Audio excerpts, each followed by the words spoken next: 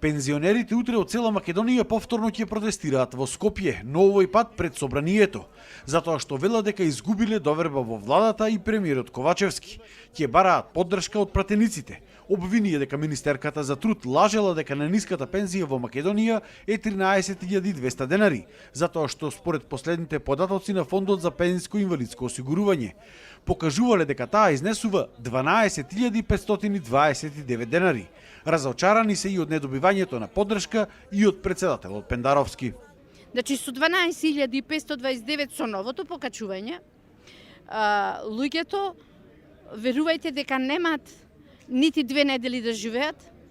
Лековите сите не можат да ги купат, затоа што лековите се ужасно скапи.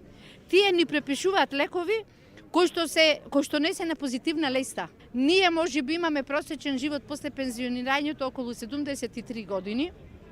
Тие, за жал, не сака ни тој живот од 10 години да ни биде достоен. Сметаат дека владата со нивните антикризни мерки, во кои што се вклучени и пензионерите, само сакала да ги подкупи пред избори, но тоа немало да се случи.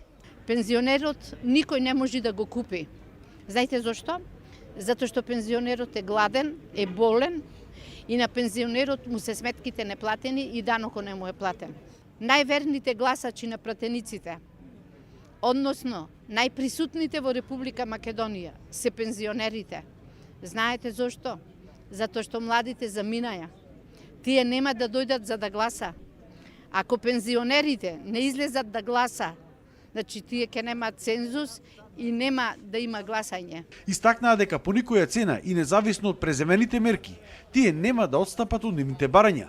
5.000 денари линарно покачување за секој пензионер и минимална пензија од 18.000 денари.